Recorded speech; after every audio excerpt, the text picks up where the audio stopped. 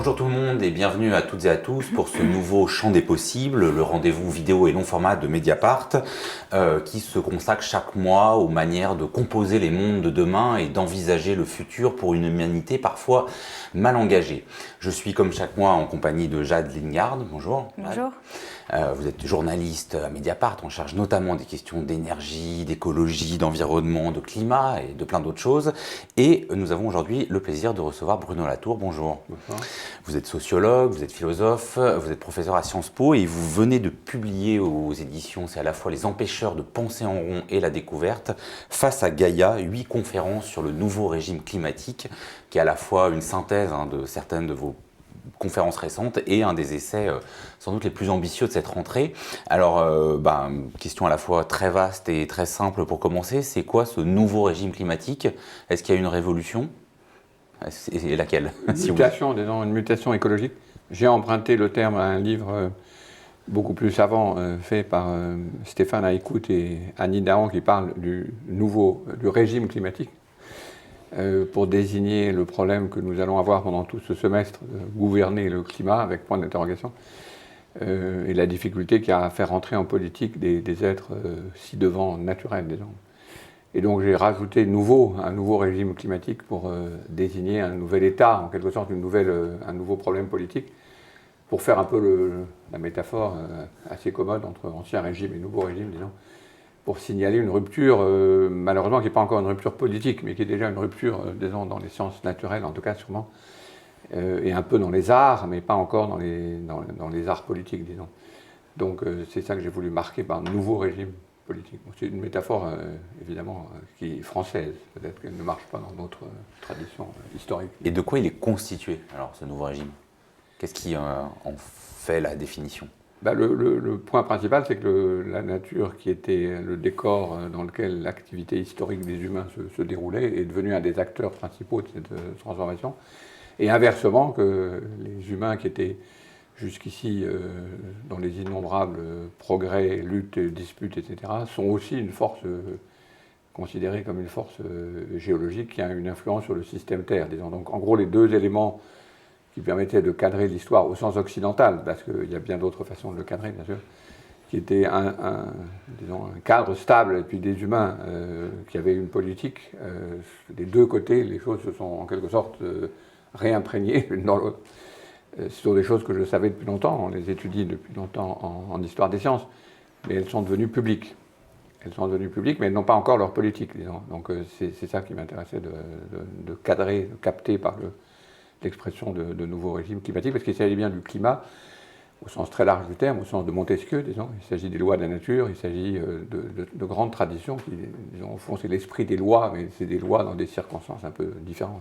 Alors, vous voulez réhabiliter la théorie de Gaïa, développée par James Lovelock, qui, lui, en gros, voulait décrire la Terre comme un système vivant, si je veux résumer en quelques mots. Sauf que vous ne donnez pas vraiment le même sens. Qu'est-ce qui vous intéresse dans cette notion de Gaïa? Pourquoi vous la reprenez aujourd'hui? Face à Gaïa s'appelle le livre. Je la reprends d'abord parce que le nom est admirable, même si malheureusement beaucoup de chiens s'appellent Gaïa, j'ai découvert. En plus, c'est une divinité ancienne, c'est une femme, une divinité féminine, mais extrêmement intéressante dans l'histoire ancienne de la mythologie grecque. Je signale quand même que toutes les grandes disciplines en ce moment, géographie, géologie, géochimie, sont tous avec géo devant, géopolitique. Il suffit de faire une toute petite mutation entre géo et Gaïa pour que les choses deviennent politiquement intéressantes. Et donc Gaïa a gardé, à mon avis... De faire de la Gaïa politique, de la Gaïa... Oui, c'est pas pareil. D'ailleurs, j'ai l'habitude maintenant, quand je fais du terrain, à demander à mes camarades est-ce qu'ils sont géochimistes ou Gaïa-chimistes. Et à chaque fois, on a des réactions intéressantes. Certains, d'ailleurs, assez rarement, disent « bah oui, non, j'étudie Gaïa », d'autres disent « non, pas du tout ».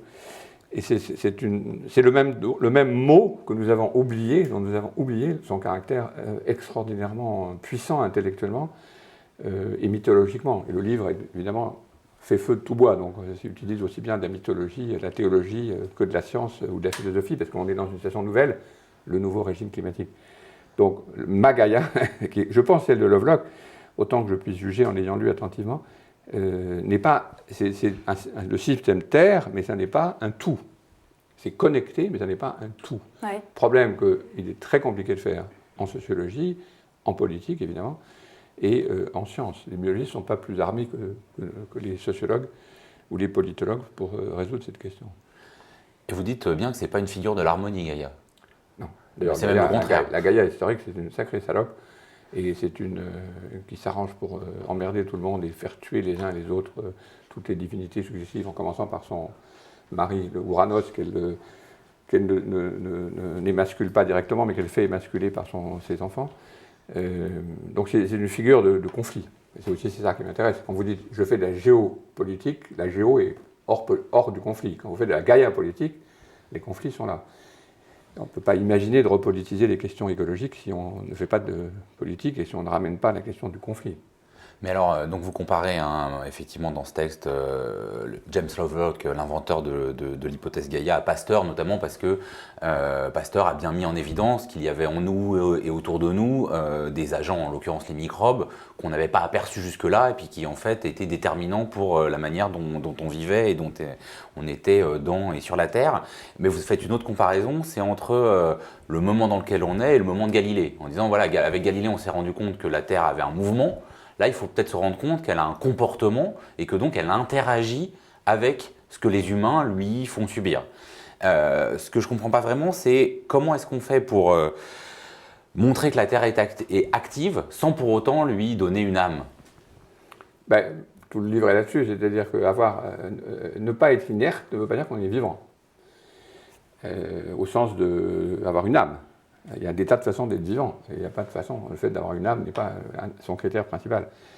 Et donc, c'est un problème insoluble. C'est-à-dire qu'à chaque fois qu'on parle d'écologie, quand on veut attribuer des propriétés à des êtres de la nature, on est accusé de leur en donner trop, en quelque sorte.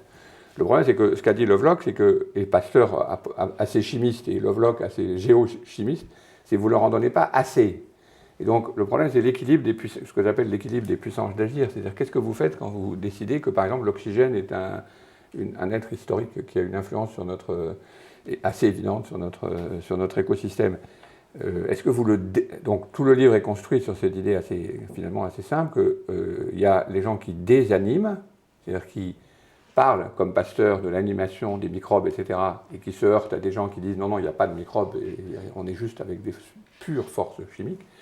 Et puis il y a ceux qui suraniment, qui sont les gens qui disent qu'il faut se fondre avec la nature et avoir des relations intimes avec les graines, les arbres, les cyprès et les chiens. Mais en fait, la pratique des sciences est beaucoup plus intéressante que ça. Elle anime, ce sont les sciences. Tous les sujets écologiques sont animés par les sciences. Si vous n'avez pas les scientifiques, vous n'avez absolument aucune idée du nombre d'êtres qui interviennent dans un sol, dans l'air, dans notre corps, dans notre intestin, etc. Est-ce que c'est une animation ? Oui. Est-ce que c'est une déanimation? Non, puisque c'est des êtres qui sont animés. Est-ce que c'est une suranimation? Non. On doit être capable, quand même, en 2015, de stabiliser cette question et d'arrêter de dire que le choix est entre l'inerte et l'âme. Ce qui est quand même assez bizarre. Je sais bien qu'on nous a flanqué cette opposition à partir de la philosophie classique, de la philosophie critique de Kant, mais enfin, on est en 2015, on n'est plus à la fin du XVIIIe siècle. Donc, il y a la connaissance des sciences, qui est évidemment, ce livre dépend aussi d'une certaine théorie, d'une certaine pratique de relation avec les scientifiques, c'est que ce sont eux qui multiplient les agents avec lesquels le monde est fait. Ces agents, le monde l'indique, ils sont animés, ce sont des acteurs, ils font quelque chose. Vos milliards de cellules de votre intestin font quelque chose, ils sont animés. Et je ne pense pas qu'il soit intéressant de dire qu'ils ont une âme. Mais en tout cas, ils sont animés. Et donc la question, c'est que le paradoxe, c'est que les scientifiques qui produisent le plus d'animation dans le monde et qui découvrent depuis maintenant une cinquantaine d'années que nous sommes nous-mêmes une force géologique extrêmement agitée, animée, voire suranimée, est-ce que nous avons un moyen de la comprendre sans immédiatement dire c'est un organisme? Quand on dit c'est un organisme, on suppose un niveau supérieur qui attribuerait aux cellules, à la société, à la Terre, des positions. Donc là, ce qu'il faut bien comprendre, c'est que c'est un problème de géopolitique, c'est un problème de conception de la vie, de biologie, de théorie de la biologie, disons, et c'est un concept de sociologie et de politique simultanément. C'est-à-dire que dès que vous acceptez l'idée que l'on va attribuer à des cellules dans un corps, ou des gens dans une société, ou dans une terre, à des écosystèmes, des rôles, vous imaginez quelque chose qui est de l'ordre providentiel. C'est une forme de providentiel. Ça peut être laïcisé sous le mot de nature, mais c'est une forme providentielle. La question que pose la mutation écologique, c'est est-ce qu'on peut se passer, enfin, de cette figure providentielle qui détruit aussi bien la théorie de la vie, de la biologie, disons, mais ça peut intéresser peu de gens, surtout des biologistes, tandis que est-ce qu'on peut le faire aussi pour la politique? C'est quand même notre problème. Notre problème de la mutation écologique, c'est est-ce qu'on a une politique qui correspond? Si vous dites, oui, mais il existe un système, qui est le système Terre, auquel nous devons notre, en quelque sorte, révérence et qui va nous attribuer des positions, vous êtes dans une situation où il n'y a pas de politique, puisqu'il y a déjà un être, en quelque sorte, supérieur qui attribuerait des positions, etc. La traduction, évidemment, dans la conférence de décembre, c'est des gens qui disent, mais on va s'entendre puisqu'il n'y a qu'une Terre. Et c'est vrai qu'il n'y a qu'une Terre qu'on s'entend. La nature n'unifie pas, c'est ça le point essentiel. La nature, c'est un sujet qui divise. Alors justement, il y a une autre idée forte qui est discutée dans ce livre, c'est la notion d'anthropocène.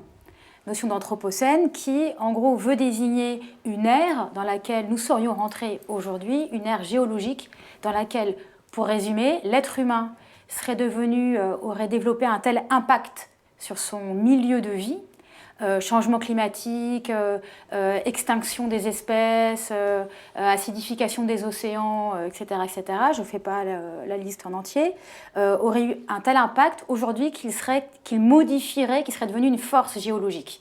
Donc on appelle ça anthropocène. Bien. Et donc c'est un paradigme qui est de plus en plus influent, que vous discutez, vous prenez une certaine distance, mais en même temps vous le reprenez quand même à votre compte, cette notion d'anthropocène, alors que quand on regarde, cette notion pose quand même un tas de problèmes, que ce soit au fond une dilution des responsabilités entre riches et pauvres, parce que si c'est l'anthropos, l'être humain en tant qu'espèce, finalement, qui cause tout cet impact, alors ça dilue le partage des responsabilités entre pays industrialisés depuis longtemps et pays qui commencent à se développer aujourd'hui, entre riches et pauvres au sein de toutes ces sociétés. On peut aussi y voir un risque de fabrique d'impuissance, parce que si on est face à un changement d'une telle ampleur qu'une nouvelle ère géologique, on peut se sentir finalement complètement désarmé et considérer qu'en tant qu'espèce, justement, et en tant qu'acteur politique, on ne peut plus rien faire parce qu'on est dépassé par ça. Donc ma question c'est, est-ce que vous n'êtes pas un peu trop fasciné par la puissance d'évocation de ce terme d'anthropocène? Tout le livre est construit sur des concepts, que ce soit Gaïa ou l'anthropocène, qui sont de toute façon complètement ambigus et qui travaillent dans toutes les directions, parce que je suis philosophe et anthropologue, et précisément si ça bouge dans tous les sens, il va peut-être y avoir des marges de manœuvre qu'on n'avait pas avant, qu'on n'avait certainement pas avant avec la notion de nature, ça c'est sûr. Ouais. Donc oui, c'est des concepts up for grabs. Et il faut les prendre comme tels, et c'est pour ça qu'ils sont intéressants. Maintenant, le but de l'ensemble de l'opération, c'est de repolitiser les questions écologiques. Donc, évidemment, s'il y a un concept qui dépolitise, c'est pas embêtant de l'utiliser, mais dans la dispute sur l'anthropocène, donc c'est un sujet... ère, c'est un peu... Là, vous allez un peu loin, c'est pas une ère, c'est vraiment très long. C'est plutôt une période, une époque où la dispute est grande. Les dates ne sont pas fixées, le principe, même si maintenant ça converge vers le fait que ça serait plutôt les années 50, peu importe en fait le terme. Ce qui est intéressant, c'est que c'est un thème qui vient des sciences naturelles. Donc évidemment, ça dépolitise un peu aux yeux de gens qui viennent des sciences sociales, qui ont proposé toute une série d'alternatives. Le capitalocène n'est pas un mauvais, l'anglocène, le stutulucène de Donna Haraway. Thanatocène. Le thanatocène, je ne sais pas si ça a été proposé, ça si. C'est notamment un terme qui est cité par Jean-Baptiste Fressoz et Christophe Bonneuil dans leur livre, qui a un peu popularisé cette notion d'anthropocène en France. J'ai oublié de dire à votre question, d'ailleurs, que la Terre qui s'émeut, c'est un long chapitre sur Serre, sur le contrat naturel. Ouais, Michel Serres. Donc, Michel Serres. Donc, c'est des choses qui existent depuis quand même assez longtemps et qu'il faut se rappeler cette tradition. Donc, évidemment, on peut critiquer beaucoup, et je le critique, mais moi, ce qui m'intéresse, c'est l'extraordinaire transformation et dénaturalisation du côté des sciences naturelles. Donc, évidemment, ça unifie trop vite du côté de l'anthropos, mais nous, on est sociologues, économistes, anthropologues, c'est assez facile de montrer que l'anthropocène n'existe pas, bien évidemment.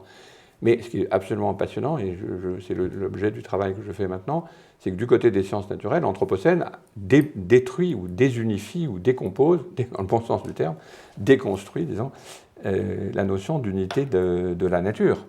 Donc, et en quoi ça détruit cette notion d'utilité parce que brusquement, de la nature? Les gens qui sont sur le terrain, qui s'intéressent, je ne sais pas moi, à la transformation du cycle de l'azote, ils sont maintenant à s'apercevoir de l'importance des usines et du procédé Haber sur la question qui produit plus d'azote dans les usines que dans la nature. Ceux qui travaillent sur... ils sont tous affrontés à cette extraordinaire prolifération d'activités humaines, et donc leur catégorie de nature est elle-même constamment transformée par l'impact des activités humaines. Et de toute façon, il va falloir qu'on collabore, toutes ces disciplines doivent collaborer à un moment, géographie humaine, géographie physique, anthropologie humaine. Donc, ce qu'il faut bien voir, je partage la critique évidemment de mes amis venant des sciences sociales et des historiens comme Fressoz, mais je crois qu'ils ne mesurent pas à quel point c'est aussi intéressant de sortir enfin de cette unité de la nature que la notion d'anthropocène nous permet de démultiplier, disons. Donc il y a des avantages et des inconvénients. De toute façon, je ne pense pas que le terme d'anthropocène va durer très longtemps. D'abord parce qu'il est maintenant surutilisé. Et puis il y a des candidats qui sont intéressants et qui pourraient le remplacer. Ce qui est important, c'est que ce soit un terme qui vient des sciences naturelles. Alors justement, sur cette question fondamentale qu'on l'appelle plantatiocène ou anthropocène, ce moment... Gardons anthropocène, c'est commode. Gardons anthropocène, ce moment, enfin en gros, pour dire voilà, la mutation écologique est telle qu'on est face à une sidération, une impuissance, enfin différents phénomènes. J'aimerais qu'on s'arrête un instant pour historiciser un peu ce moment de comment est-ce qu'on repolitise en regardant un discours célèbre. Hein, c'était avant même l'invention du terme d'anthropocène. C'est celui de la jeune Severn Suzuki au sommet de la Terre en 1900 à Rio en 1992. I am here to speak for all generations to come. I am here to speak on behalf of the starving children around the world whose cries go unheard. I am here to speak for the countless animals dying across this planet because they have nowhere left to go. I am afraid to go out in the sun now because of the holes in our ozone. I am afraid to breathe the air because I don't know what chemicals are in it. I used to go fishing in Vancouver, my home, with my dad, until just a few years ago we found the fish full of cancers. And now we hear of animals and plants going extinct, every day vanishing forever. In my life, I have dreamt of seeing the great herds of wild animals, jungles and rainforests full of birds and butterflies. But now I wonder if they will even exist for my children to see. Did you have to worry of these things when you were my age? All this is happening before our eyes, and yet we act as if we have all the time we want and all the solutions. Ce sont des propos qui avaient marqué donc cette conférence de Rio en 1992, qui était d'une certaine manière un peu la première façon mondialisée de tenter de gouverner le climat. Depuis, les COP se sont succédés. Vous évoquiez tout à l'heure celle de décembre qui va se tenir à Paris. Vous en attendez quelque chose quand vous parlez sans arrêt de la repolitisation, de la manière dont on doit trouver un moyen de prendre en compte cette mutation écologique? Il ne faut pas en attendre monts et merveilles, mais ça a lieu d'abord. Donc c'est déjà une mise en politique de la Terre d'une certaine façon. J'avoue que je ne trouve pas cette expression de cette jeune fille sympathique une repolitisation.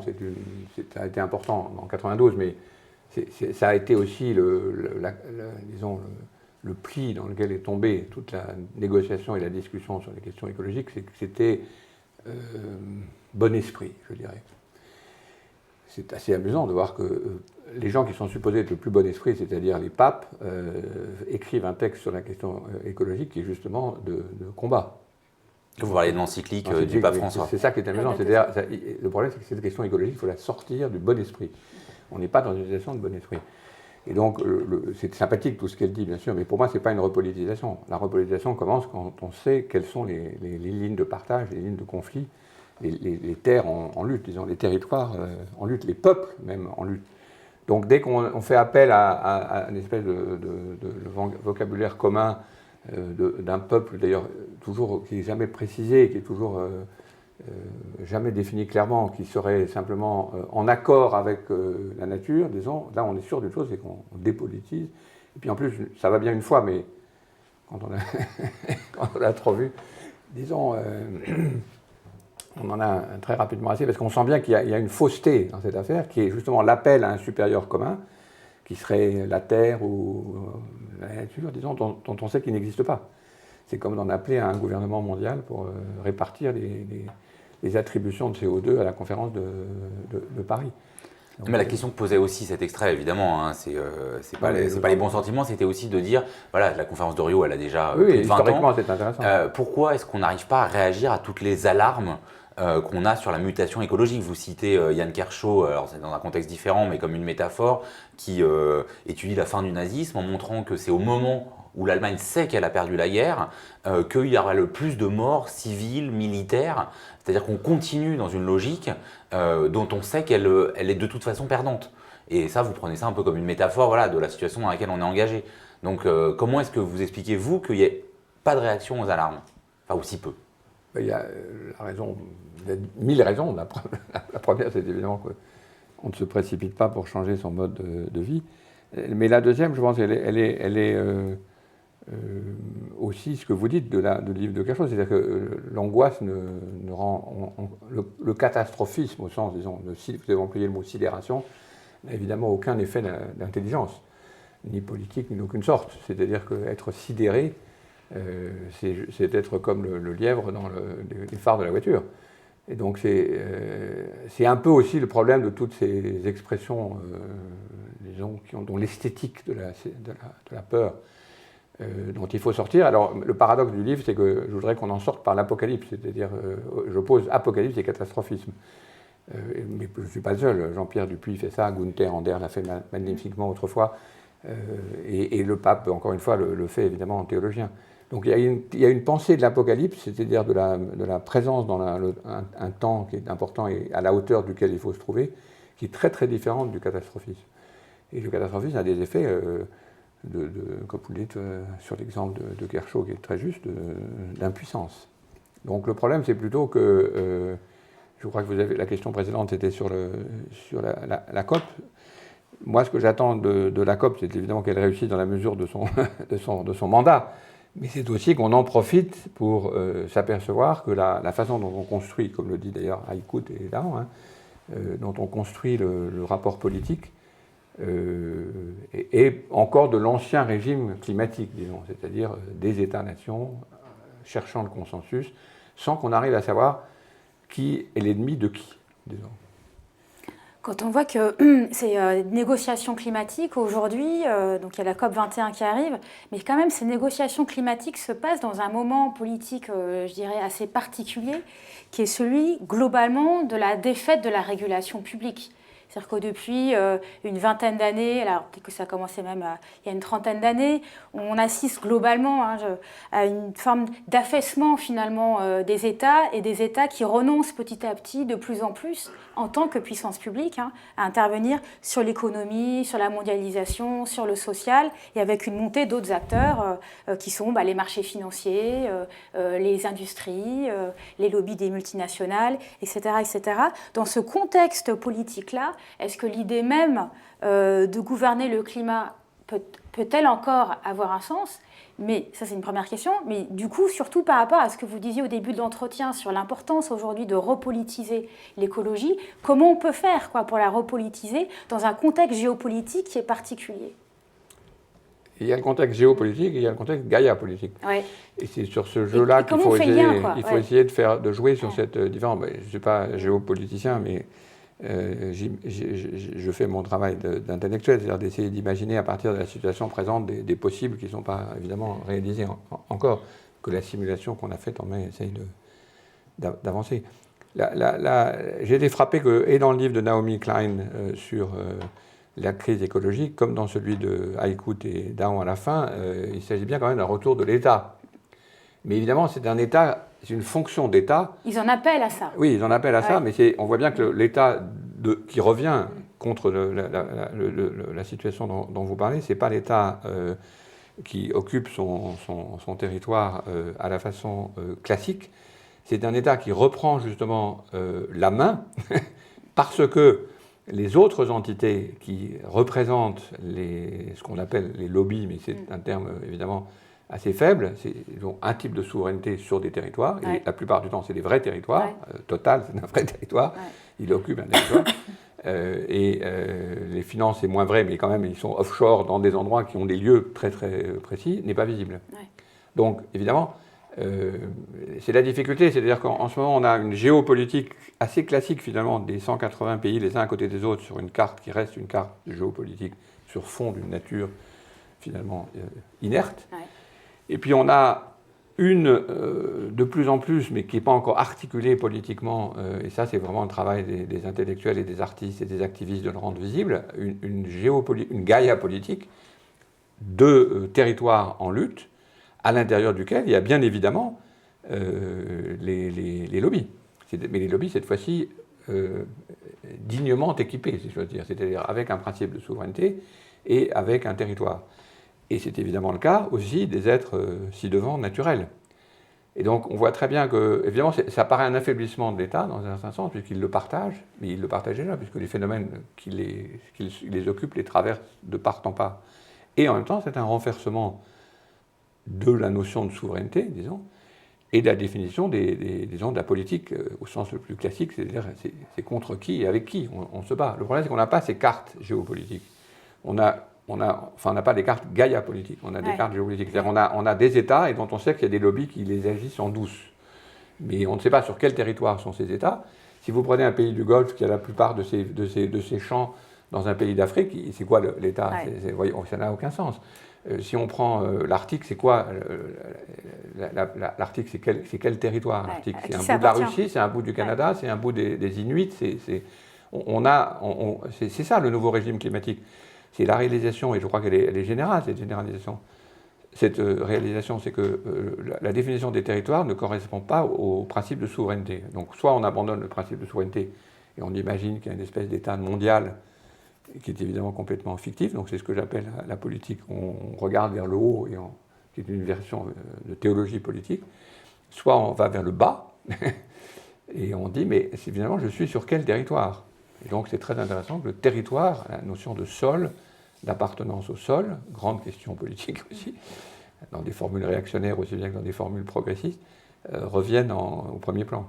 Vous faites partie des signataires de l'appel contre les crimes climatiques, qui est un appel qui a été initié par le réseau américain 350.org, aussi par l'association ATTAC en France, et défendu aussi par l'historien Christophe Bonneuil, qu'on évoquait tout à l'heure, qui a écrit sur l'Anthropocène en France.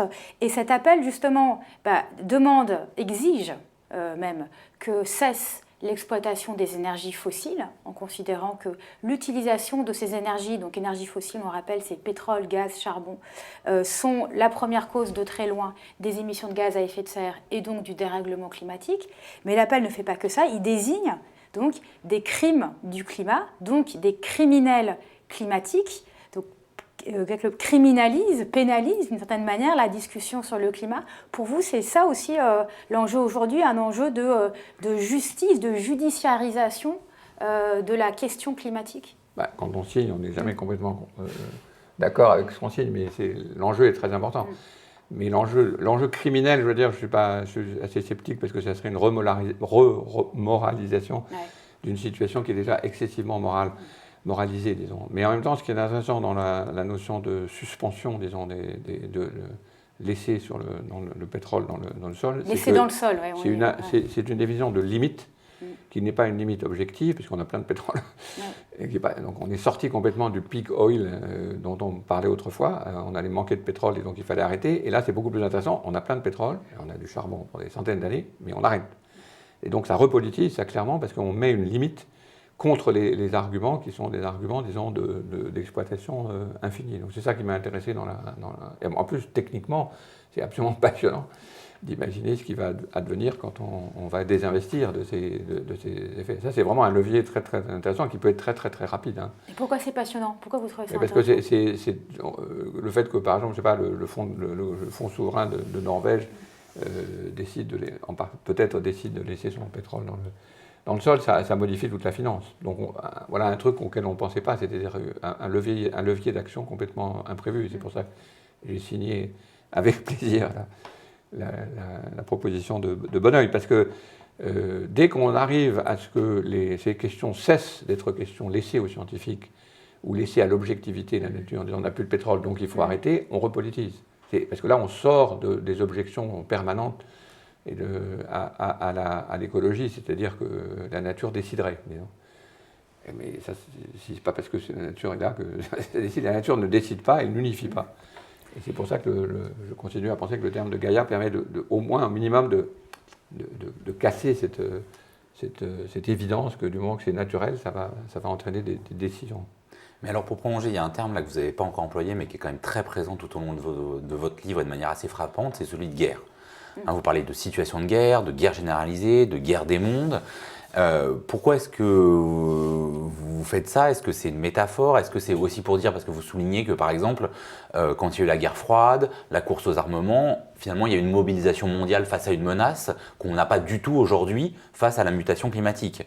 Et vous soulignez avec pertinence que le GIEC a eu le prix Nobel de la paix et pas le prix Nobel de chimie, ce qui montre bien qu'on est sur des questions comme ça. Mais on a quand même du mal à voir qui s'affronte à qui c'est qui les ennemis. Enfin voilà, pourquoi est-ce que vous êtes autant dans ce vocabulaire de la guerre et quels sont les camps en présence? C'est parce qu'on a du mal à définir les ennemis que je réintroduis la question de la guerre. Parce que justement, c'est très embêtant d'être dans une situation où on est attaqué, mais on ne sait pas par qui. Et donc, le problème, c'est que... Et le « on » qui est attaqué, c'est quoi? C'est la Terre, c'est les humains, c'est justement que, par exemple, sur le pétrole, et c'est ça qu'on a vu dans la simulation qui m'a tellement intéressé, c'est que vous aviez des fronts qui se formaient, disons, qui étaient transterritoriaux et qui ne répondaient pas du tout aux lignes de force usuelles. Mais c'est ça qui est intéressant, c'est que la guerre veut dire, dans ce contexte que j'emprunte évidemment à Schmitt, à Carl Schmitt, il n'y a pas d'arbitre. On est dans une situation où il n'y a pas d'arbitre.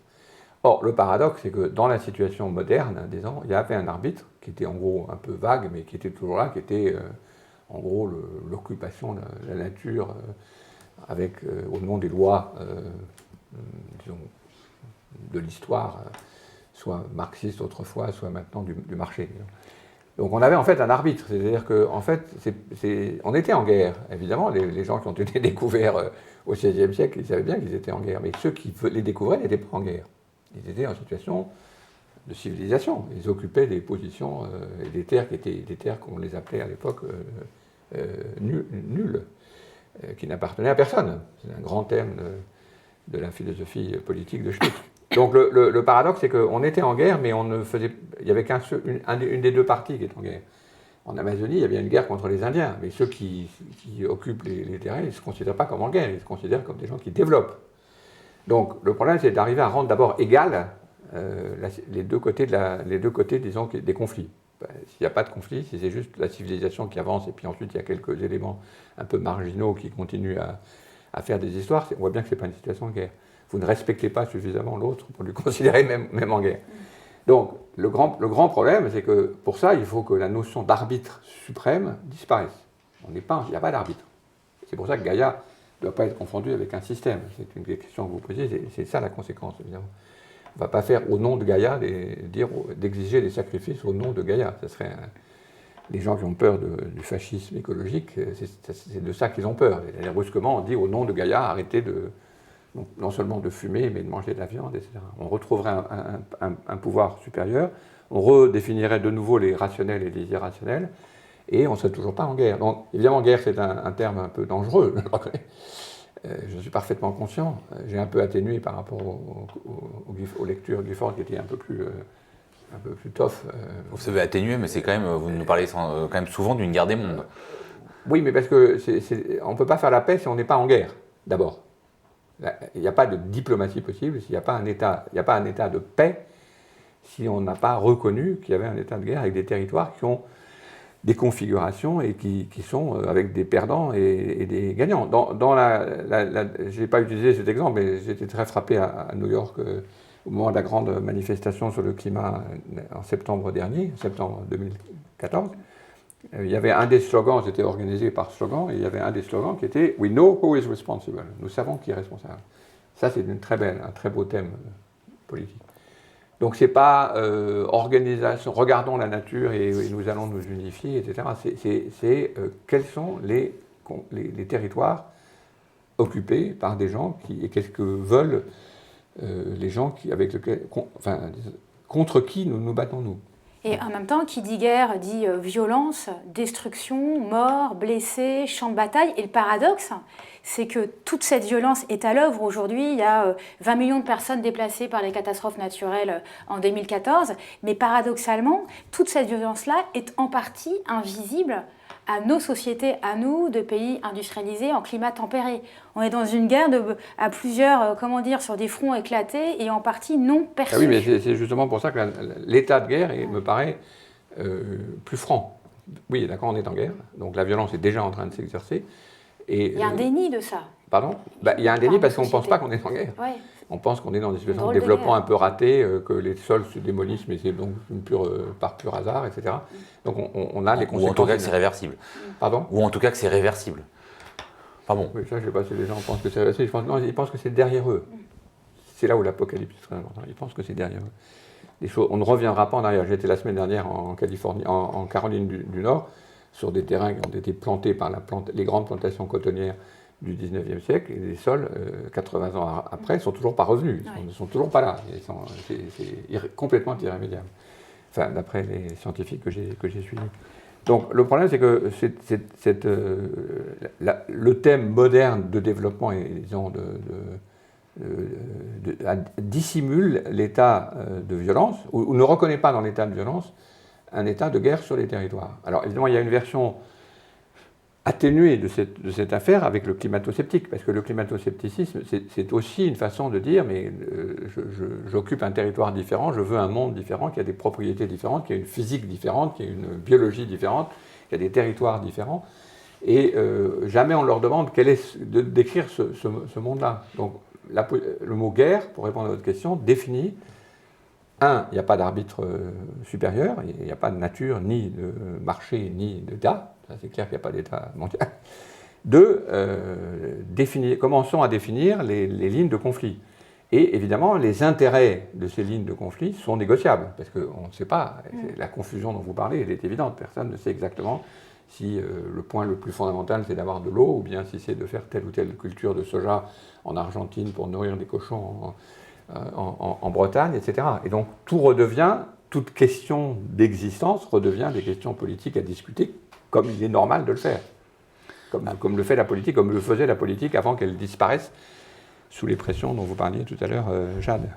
Alors on le voit, faire entrer dans les arènes politiques ou les formes politiques existantes la mutation écologique qu'on vit et des notions comme l'anthropocène ou comme Gaïa, ça reste une gageure.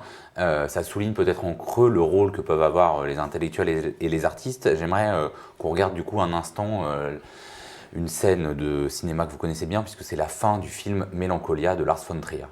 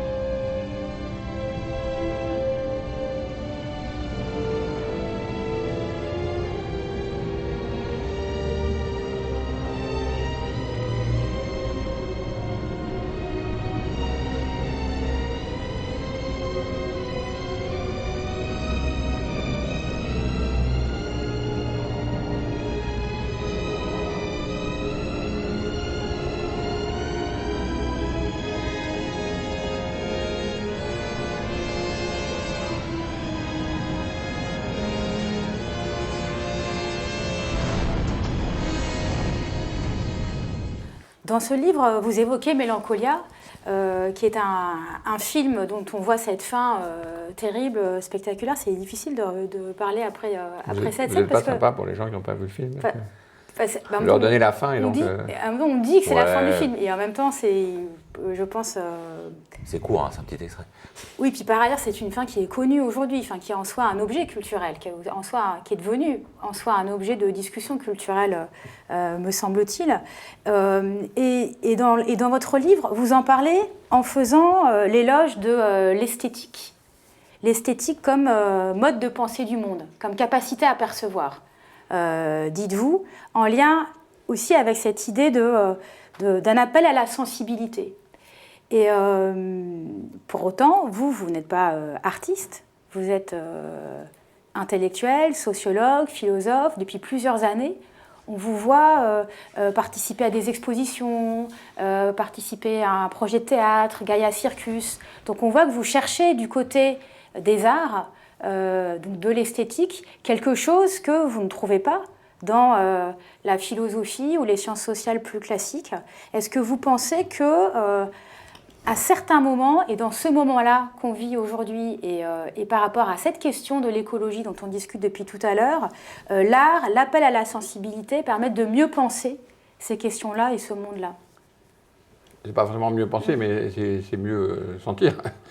Sensibilité ne veut pas dire sensiblerie, c'est se rendre sensible à.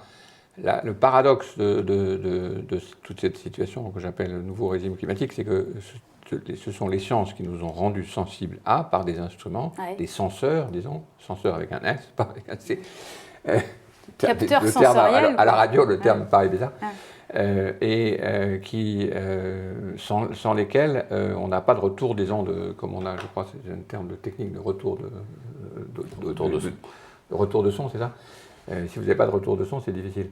Donc, donc on a ces appareils qui sont, que j'appelle l'esthétique des sciences, non pas qu'on esthétise les sciences, mais parce qu'elles ont des instruments qui nous permettent de nous rendre sensibles à. Dans le film de Gaïa, Mélancolia. Mélancolia, oui.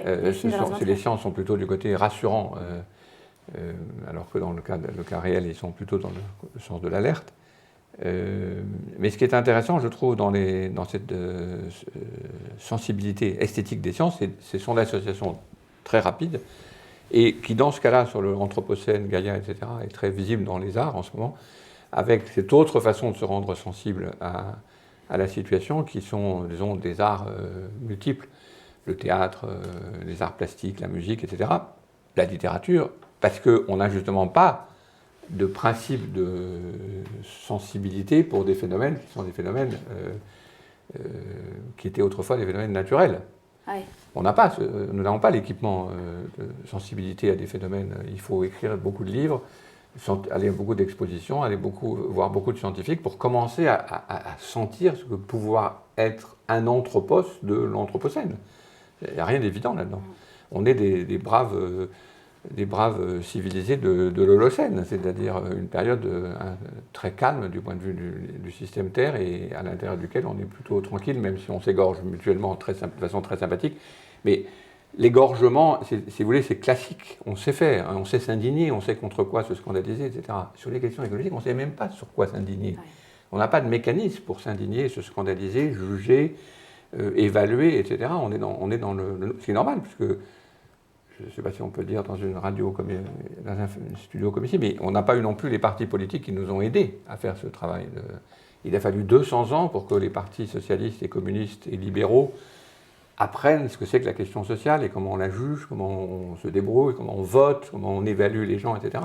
On n'a rien eu d'équivalent pour ces nouvelles questions climatiques, disons. Parce que justement, sur ces questions, on voit bien effectivement une forme d'impuissance du personnel politique aujourd'hui face à la question écologique, en effet, qui n'arrive pas à saisir. Et la question du dérèglement climatique, quelque part, c'est encore pire.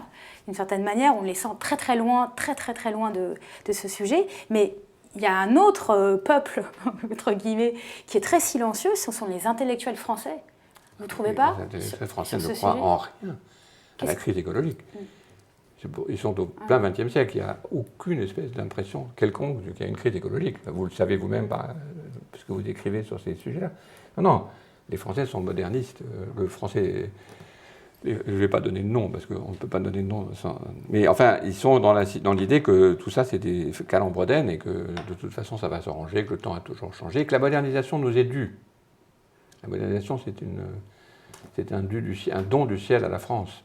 Et c'est quoi, c'est un problème d'idéologie républicaine? Comment vous La expliquez ce notion silence? la République joue un rôle important, mais c'est aussi, je pense, une position rationaliste. D'ailleurs, le climato-scepticisme est quand même assez important. Il n'a pas la dimension aux États-Unis où c'est devenu quasiment la seule planche avec l'avortement du parti républicain, mais qui est quand même très important en France, même à l'Académie des sciences. Je ne pense pas que ces gens soient payés du tout par des intérêts financiers directs, moi j'espère pas, mais c'est qu'au fond, ils considèrent que toute question écologique est irrationnelle. Et c'est vrai qu'elle est irrationnelle dans la définition classique de la raison, où la raison c'était l'occupation et parfois l'envahissement d'une terre, en laissant derrière nous des choses du passé.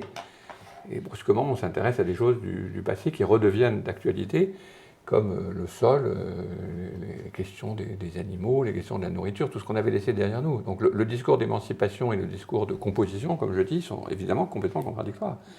Et donc on imagine que le travail qu'il aurait fallu faire pendant toute la deuxième partie du XXe siècle pour faire l'équivalent pour les questions écologiques de ce qui a été fait pour la question sociale, manque. Donc c'est pas qu'on est démunis, en ce sens on va trouver les solutions et on va avoir toute l'intelligence pour s'en sortir, je n'ai aucunement catastrophiste, mais je constate dans mes élèves, dans les conférences que je fais, dans les gens que je rencontre, dans les scientifiques avec qui je travaille, que ce travail d'élaboration de position sur la question écologique n'est pas là. Et c'est normal, parce que d'où est-ce qu'elle sortirait? Mais alors est-ce qu'on dispose quand même de pistes pour sortir de ce que vous désignez parfois vraiment comme une paralysie de la pensée là-dessus?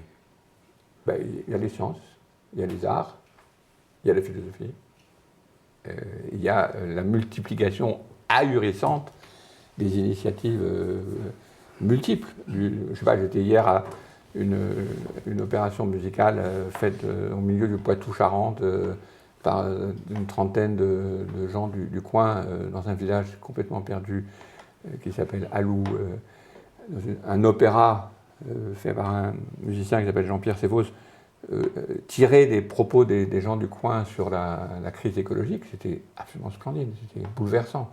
Des gamins d'école, des paysans, des professeurs de lycée, etc., ou de collège, des handicapés. Donc je crois que ce que dit Jade est très juste, c'est qu'il y a en même temps une déconnexion presque complète entre au fond, les choses ont déjà changé. Le nouveau régime climatique est déjà là. Tous les gens, mais même dans les entreprises, tout le monde sait que les changements vont être très rapides. Mais la représentation officielle de la question reste quand même très très archaïque. Alors ça va peut-être changer dans les 3 mois qui viennent grâce à la COP 21, mais le silence des intellectuels est assourdissant sur cette question, parce que pour eux, au fond, ils n'y croient pas. Je sais pas, vous prenez des gens comme Régis Debray ou des gens comme ça, je ne pense pas qu'ils n'ont pas une idée. Je ne voudrais pas dire, mais même dans mon école, je ne suis pas sûr que beaucoup de gens partagent, à part Laurence Tubiana avec qui on fait les choses. Ces questions sont loin. Et le déconnexion entre nos élèves, qui sont là, qui ont 20 ans, 22 ans, et c'est leur monde, et ce qu'on leur offre comme enseignement, c'est extraordinaire, parce que c'est deux siècles, enfin, c'est le décalage entre 20e et 21e que je dramatise dans le livre, entre Holocène et Anthropocène. C'est pour ça que je veux garder Anthropocène. Parce que les gens de l'Holocène et les gens de l'Anthropocène, c'est pas les mêmes. Ils ne sont pas sur le même. Il y a une rupture, c'est ça, il y a la force symbolique d'une rupture. Rupture, c'est un terme qu'on utilise pour dramatiser, mais il faut aussi dramatiser, donc je l'utilise, tout en sachant que c'est évidemment un peu excessif, mais c'est pas les mêmes intérêts. C'est pour ça que j'insiste aussi beaucoup avec Frédéric Aïtouati, avec qui on a fait la simulation de mai et la pièce Gaïa Global Circus. En fait, il y a un aspect 16e siècle. En fait. Il y a quelque chose qui se passe qui nous rend le XVIe siècle très proche. XVIe siècle parce que ça a été le siècle matrice, c'est ça c'est là où il y a une espèce de renaissance, et aussi le siècle de la découverte des terres nouvelles, dont évidemment découverte et terres nouvelles, de notre point de vue, n'est pas celui de ceux qui ont été découverts, mais il y a un sentiment qui est le même maintenant, dans un sens distinct, évidemment, c'est comme ça que je finis le livre d'ailleurs, sur le fait qu'on est bien en découverte d'une terre nouvelle, mais c'est une terre nouvellement animée, disons. Et donc animée ne veut pas dire qu'il y a un Gaïa qui veille sur nous comme une déesse. Animée veut dire qu'on est dans la totale surprise dans laquelle se sont trouvés nos prédécesseurs lorsqu'on leur a découvert l'Amérique. Et donc c'est une situation à la fois passionnante et légèrement troublante. On va conclure sur cette chose à la fois passionnante et troublante. Votre livre, Bruno Latour, s'intitule « Face à Gaïa », 8 conférences sur le nouveau régime climatique, et c'est donc aux éditions Les Empêcheurs de penser en rond, la découverte. Merci beaucoup d'être venu dans nos studios du Passage Brelon. Merci. Merci.